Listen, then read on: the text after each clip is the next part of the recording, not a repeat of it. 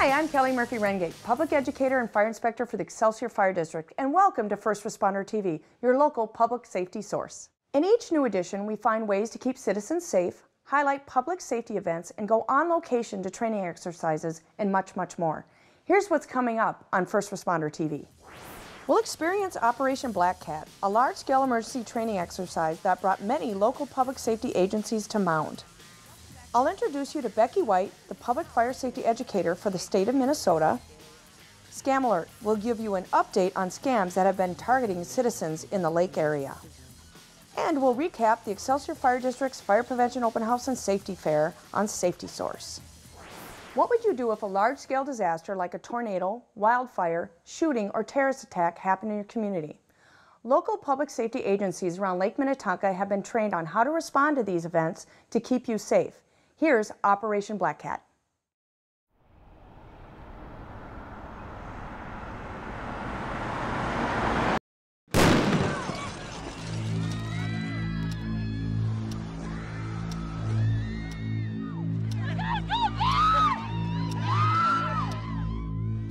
We had an explosion.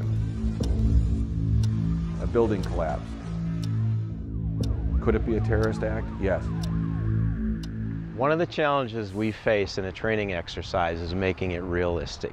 And surprising to me as the fire chief was how realistic this incident turned out to be. Live fire, smoke, collapse, all of the components that provided a challenge to us. That's what made it a great training event. Even though people know it's a training exercise, they don't know what they're going to walk into.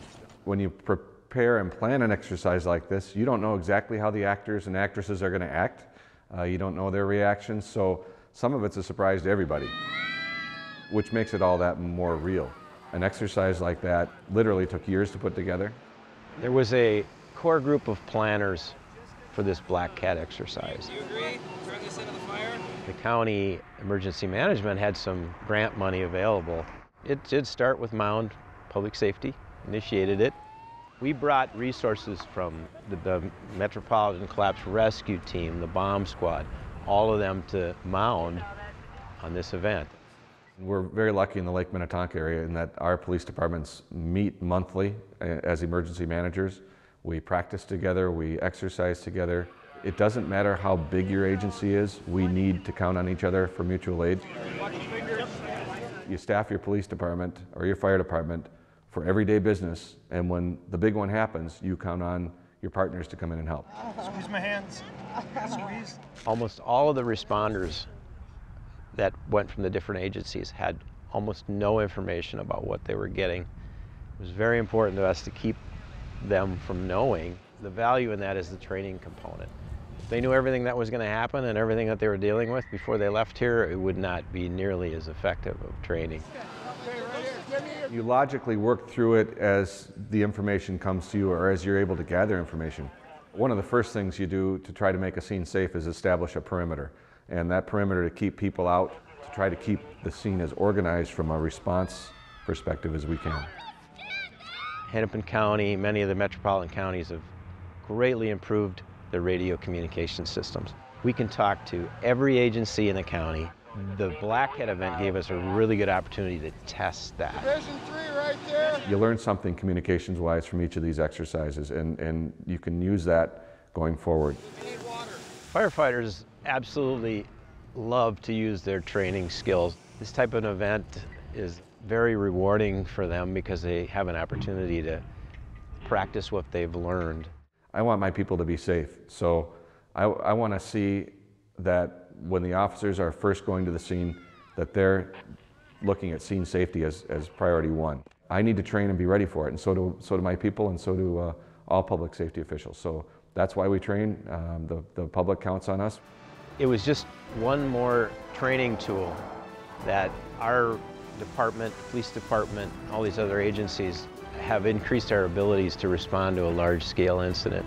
Our staff is much more trained, better trained, more diversified than ever, and we're ready.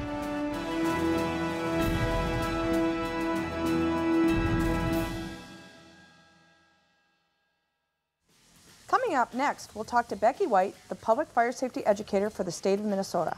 More First Responder TV right after this.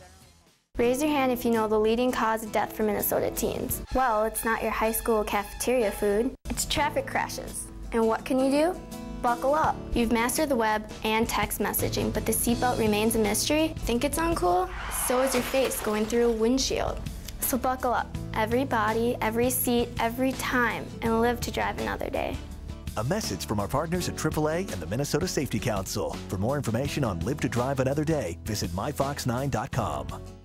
We interrupt this program to bring you this important message. The Lake Minnetonka Communications Commission, located in Spring Park, Minnesota, offers free television production classes. You heard it right. Free, free, free. Our friendly and knowledgeable staff will help bring your idea to the big screen. Why, thank you. We are very friendly and knowledgeable. From studio lighting and nonlinear editing to on-location shooting, we'll guide you down the path you need to succeed. Hurry in, folks. An opportunity this good won't last forever. Welcome back to First Responder TV. Joining me here now is Becki White, public educator for the state of Minnesota. Hi, Kelly. Thanks for having me. It's great to have you here. Becki, tell us a little bit about the Minnesota State Fire Marshal's Office. Well, the State Fire Marshal Division is a section of the Department of Public Safety. So the Department of Public Safety has several agencies within it. The State Patrol and BCA are a couple of the agencies.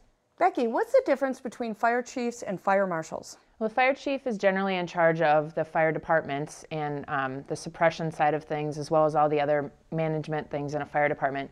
The fire marshal generally falls under the fire chief and handles all the fire prevention aspects in a city. For the state, state fire marshal handles the prevention, the fire code, and fire education. Tell us about your position at the State Fire Marshal's Division. I'm the fire and life safety educator for the state, so I work on putting together programs for firefighters and fire educators in the city departments to go into the schools and work with the public, into senior centers, and work with adults all around fire safety and life safety. What did you do before you came to the State Fire Marshal's office? Before I started with the state about 3 years ago, I was an elementary school teacher, so I worked in the classroom for 10 years, and I'm also a firefighter, so it was a good combination for me, having the fire knowledge and the education background. Becki, can you tell us the top causes of fires in Minnesota in 2011? Well, for the last about 10 years, we've had the same kind of top three. So cooking has been number one for the last 12 years or so. And it's usually about half of all fires are cooking related. The next is candles, and that's about 11% of our fires. And then right below that at 10% this year was heating. So space heaters, furnaces, really any elements of heating fireplaces. The holidays are just around the corner. Can you give us some fire safety tips? The big thing is candles. Like I said, candles is our number two cause of fires, but candles are also the top days of candle fires in the year are Christmas Day, New Year's Day, and Christmas Eve. So it's really important that if you're using candles, to use flameless candles, or if you like to use regular candles, make sure that you stay in the room with them, and if you're going to leave the room, to blow it out. But then, like I said, the number one cause is cooking. So we do a lot of cooking around the holidays. You need to make sure that you're paying attention when you're cooking. If you're doing something on top of the stove, you need to stay in the room. If you're baking, you need to set a timer. And you need to know what to do if you do have a fire. If there's a fire in the oven, keep the door closed, shut off the heat, and call 911, leave your house. If there's a fire on top of the stove, you need to make sure that you have a lid handy or a cookie sheet or something to put over the pot so that you can put the fire out, and then again, remove the heat, evacuate the house, and call 911. Becki, can you tell us about the State Fire Marshal Division's Facebook page? The State Fire Marshal Division has a Facebook page that we update daily, and then we also have a Twitter account. So on Facebook, we're at MNDPS State Fire Marshal, or you could just do facebook.com/State Fire Marshal. And on Twitter, we're also MNDPS State Fire Marshal. Becki, can you tell us about the other resources that are available to firefighters and citizens in the state of Minnesota? So on our website, which is just www.fire.state.mn.us, we have a lot of code information. We have a lot of public safety information. There's a section right in the middle called Public Education. On there we have some interactive games that kids and adults can play on a variety of topics. We also have, each month I put out a newsletter for the fire service, but it's also the fire services around the state use it to put into their newsletters for the public too. So it's a lot of great information with hot links to different areas. So you can click on the newsletter. There's also some pages that have presentations for fire departments or really anyone to go and look through. There's home fire safety, there's college fire safety, there's cooking and all that kind of stuff. All that is on our website for you to look at. And they're fantastic, actually. I get the newsletter every month, and it's got great information in it. And I encourage everyone to go play the games, because the games are good for firefighters and citizens as well. Thank you so much, Becki, for coming out and spending the time with us. You've been great and helpful for everyone, and everybody pay attention to the tips that Becki gave you. Thanks, and have a great day. Great, thanks for having me again. First Responder TV, we'll be back in just a second. Cable access channels are critical tools for local government. They provide important information about issues, services, and programs, as well as local emergencies. They also allow you to watch your local elected officials in action. Through the provision of governmental access channels, our communities are kept informed, educated, and entertained. Where else can you get information about your local government? Make sure everyone has a voice. Support your local government access channel.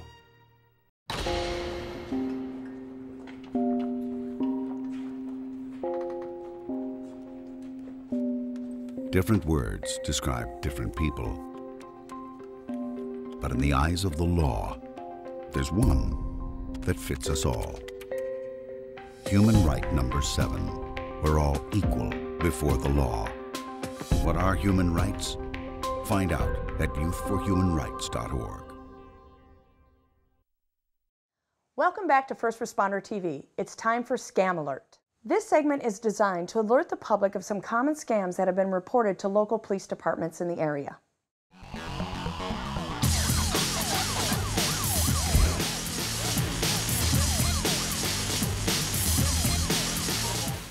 Phishing occurs when fraudulent operators impersonating financial institutions or other companies contact consumers requesting that they verify their personal information. The most common phishing scam transpires when fraudulent operators contact a consumer through an email that appears to originate from a company that the consumer does business with, such as a bank or retailer. The fraudulent email asks the consumer to disclose their credit card number or other personal information. The message will indicate that the consumer's account has been frozen or their security has been jeopardized and urges the consumer to act immediately. Don't be rushed by suspicious emails. Scam artists use fear and urgency to pressure consumers to act rashly in disclosing information that they would otherwise not share. The consumer's information is then used to commit identity theft by withdrawing money from the consumer's accounts or obtaining a credit card in their name. Consumers should avoid disclosing personal information over the internet unless they are 100% certain that the email which they are dealing with is secure. Report internet fraud to the FBI's Internet Crime Complaint Center at www.ic3.gov. Scammers who are overseas often send emails or letters explaining that they have received a large inheritance to claim, but the bank will not allow them to get the funds into their accounts. The scammer will ask the victim for their bank account numbers in order to transfer funds into their account, which will then be wired back to the scammer. The victim is offered a large amount of the transfer to keep as cash. Victims learn that the scammers steal money from their accounts, make large purchases with their credit cards, or make fraudulent deposits which stem into illegal wire transfers. No matter how convincing, do not wire money to strangers overseas. Wire transfers cannot be canceled at any time. Once the money goes overseas, it becomes virtually untraceable, and you are left to cover the loss with your bank. Report this scam to www.mnscams.org.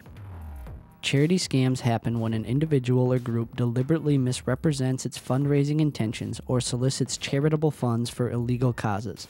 These happen throughout the year, but are more prevalent during the holiday season or when natural or man-made disasters strike.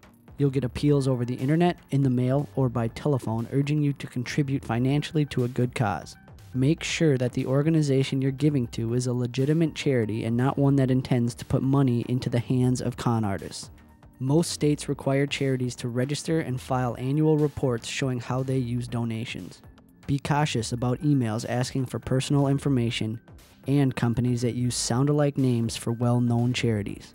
If you're not sure whether a charity is legitimate, check it out with your state charities regulator and the Better Business Bureau before you donate. When we come back, we'll recap the Excelsior Fire District's Fire Prevention Open House and Safety Fair on Safety Source. But first, we'd like to spotlight a member of the community that goes above and beyond in our next segment, Making a Difference. This month, it's South Lake Minnetonka Police Department's Support Service Manager, Dave Hohertz. A college friend of mine was a reserve officer here with the South Lake Minnetonka Police Department, and he steered me towards this department. I applied, and the rest is history. The community service officers, or CSOs as we call them for short, are basically an extension of our patrol division, but they're also trained as either EMTs or first responders, and we send them through the advanced driving school, and they're able to respond to medical emergencies in the community also. So being the support services manager actually involves overseeing and managing the CSO program, as well as the park police program that we have in the city of Excelsior. It's just very rewarding. I find this work extremely rewarding, and you get out of it what you put into it. Well, a number of years ago, I attended the basic productions class at the LMCC, and I immediately was very impressed with the staff there and the training, and I just developed an interest right away in becoming part of that. It's real fun to work with them on our special events. They help us cover them and show what we're doing to the public. They help us get the word out to our citizens. I'm proud of the fact that we've built a team of community service officers and a team of park police personnel here that thoroughly enjoy their jobs. They love what they're doing. I try to do what I can for them to get them training, keep them interested, and help them build their careers.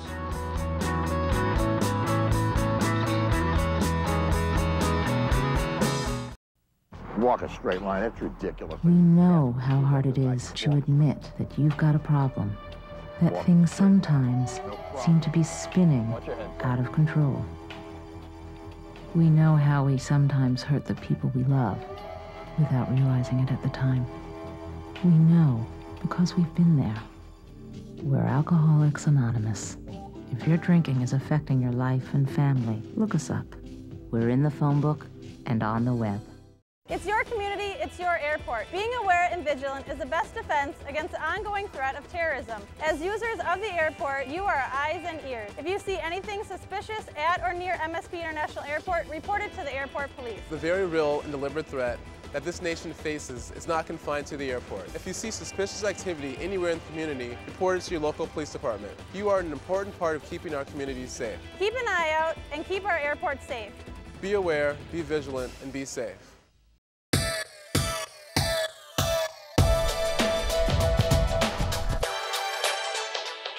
As many of you know, the second week in October is Fire Prevention Week, and that is when the Excelsior Fire District holds its Fire Prevention Open House and Safety Fair.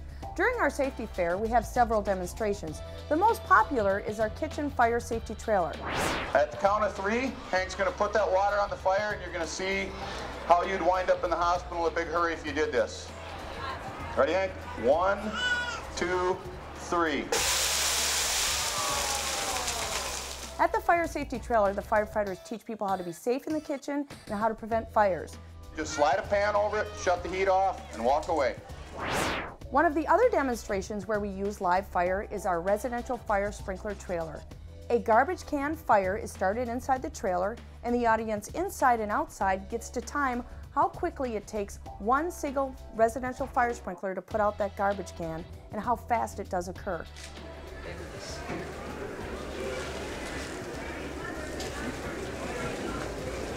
Wow. That was 22 seconds. Wow. 25 seconds, 30 seconds from start to finish. The purpose of this demonstration is so people can see how quickly a residential fire sprinkler responds to the heat of the fire, how much water it really does use, and to dispel the myths that surround residential fire sprinklers. It's a great live event.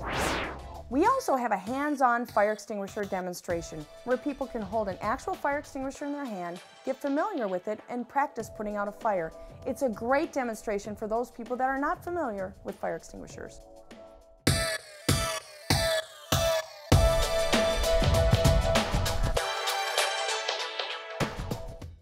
Thanks for watching First Responder TV, your local public safety source. If you have an idea for a segment or have an upcoming public safety event, please let us know. I'm Kellie Murphy-Ringate from the Excelsior Fire District, giving you information you can use, share, and to live by. See you next time.